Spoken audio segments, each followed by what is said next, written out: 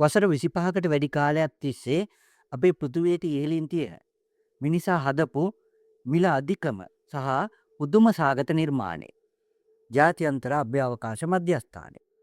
එහෙම නැත්නම් ISS එක. හැබැයි තව අවුරුදු කීපයකින් මේ දැවැන්ත නිර්මාණයට මොකද වෙන්නේ කියලා ඔබ දන්නවද? විද්‍යාඥයින් පවසන විදියට 2030 ඔය ආසන්න කාලය වෙනකොට මේ අභ්‍යවකාශ මාලිගාවේ ගමන නිම කරන්න කාලය හරි. ඒ කියන්නේ ඉනි යෝධ නිර්මාණය අභ්‍යවකාශයේදීම විනාශ කරලා දාන්නද හදන්නේ. නැත්නම් මේක පෘථිවියට කඩා වැටීද? අද අපි කතා කරන්නේ ISS එකේ අවසානයේ තීරණය වෙලා තියෙන්නේ කොහොමද? NASA ආයතනයේ ඉදිරි සැලසුම් මොකක්ද? ISS එකෙන් පස්සේ අභ්‍යවකාශයේ මොන වගේ දෙයක්ද ඉදි වෙන්නේ කියන එක ගැන. අභ්‍යවකාශයේ සැඟවුණු අනාගතය ගැන දැනගන්න අපිත් එක එකතු වෙන්න. මේ විද්‍යාපිටුව. එන්න අපි එහෙමනම් වීඩියෝට යමු.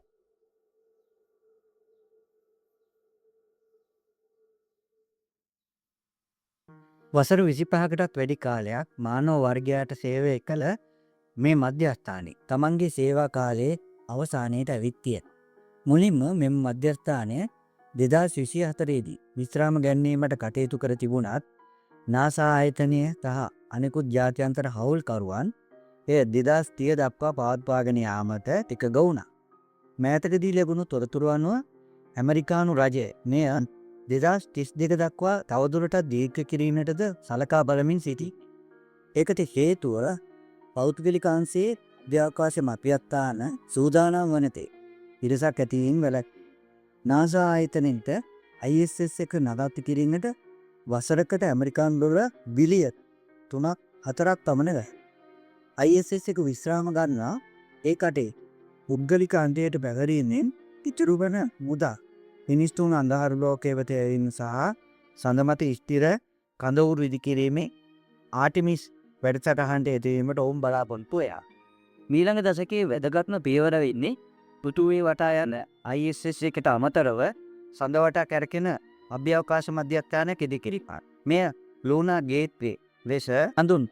මේ අඟහරු ලෝකයේ බලා යන ගමනේදී නැවතුම් පොළක් පිළිගයට භාවිතා කිරීමට නියමිතයි. දැන් අපි බලමු මේ දැවැන්ත අභ්‍යවකාශ මධ්‍යස්ථානය විනාශ කරන්නේ කොහොමද කියලා. NASA ආයතනය සැලසුම් කරලා තියෙන්නේ 2031 වර්ෂයේදී ISS එක පෘථිවි වායුගෝලයට ඇතුල් කරන්න. හැබැයි මේක නිකම්ම කොහෙට හරි කඩා වැටෙන්න දෙන්න බෑ. ඒ නිසා ඔවුන් තෝරගෙන තියෙන්නේ ලෝකයේ තියෙන උදකලාම තැන. ඒ තමයි පොයින්ට් නීමෝ. මේක තියෙන්නේ දකුණු පැසිෆික් සාගරයේ මැද. මේ ස්ථානයට ආසන්නතම ගොඩබිම තියෙන්නේ කිලෝමීටර් 2700කට වඩා ඈති. මේ ස්ථානයට ළඟින්ම ඉන්නේ පෘථිවියේ මිනිස්සු නෙමෙයි. ජාත්‍යන්තර අභ්‍යවකාශ මධ්‍යස්ථානයේ ඉන්න ගගනගාමී. මේ ප්‍රදේශය හඳුන්වන්නේ අභ්‍යවකාශ යානාවල සුසාන භූමිය කියලා. දැනටමත් රුසියාවේ මීර් අභ්‍යවකාශ මධ්‍යස්ථානය ඇතුළු අභ්‍යවකාශ යාන 250කට වඩා මෙතන මෝදුපත්ලේ නිදන් කරලා තියෙනවා. ISS එක වායුගෝලයට ඇතුළු වෙච්චි. ඇතිවන අධික තාපය නිසා ඒ වැඩි කොටසක් දැවි අළු වෙලා යනවා. ඉතිරි වන විශාල ලෝහ කොටස් ටික තමයි මේ පොයින්ට් නීමෝ ප්‍රදේශයේ මුහුදට පතිත වෙන්නේ. ඒත් එක්කම වසර 30කට අධික කාලයක් මිනිස් වර්ගය ලැබූ අතිමහත් ජයග්‍රහණයක අවසානයේ සනිටුවන් වෙනවා. ISS එකෙන් පස්සේ අභ්‍යවකාශ මධ්‍යස්ථානයේ පවත්වාගෙන යාමට රජයන් සතු කාර්යයක් නොවි. ඒ පුද්ගලික මට්ටමේ සිදු කරනු ඇති. NASA ආයතනය පාරිභෝගිකයෙක් විදියට බෞද්ධගලික සමාගම් වලින් සේවාව ලබා ගැනීමට බලාපොරොත්තු වෙනවා. දැනට සැලසුම් කරන ප්‍රධාන මධ්‍යස්ථාන කීපයක්ම තියෙනවා. ඒකෙන් ඉස්සරහින් ඉන්නේ ඇක්සියොම් ස්ටේෂන් එක. මුලින්ම ISS එකට සම්බන්ධ කරලා පසුව වෙන්නේ ස්වාධීන මධ්‍යස්ථානයක් විදියට මේක ක්‍රියා කරනවා. මොවුන් දැනටමත් ISS එක සමග දියුසුම් ගසා අවසා. ඔවුන් මුලින්ම කරන්නේ ISS එකට අලුත් කොටස් ඉගැන මොඩියුල් එකතු කරන. ISS එක විනාශ කරනකොට ඔවුන් තමන්ගේ කොටස් දලවා දෙන ස්වාධීන මධ්‍යස්ථානයක් ලෙස ක්‍රියාත්මක වෙනවා. ඒ වගේම තව ආයතනයක් තමයි ස්ටාර්ලැබ්, එයාබස් සහ වොයේජර් සමාගම් එකතු වෙලා හදන සමාගමක් තමයි මේක. මේක අභ්‍යවකාශයේ ඇති බහුවිධ ව්‍යාපාරික උද්‍යානයක් වගේ.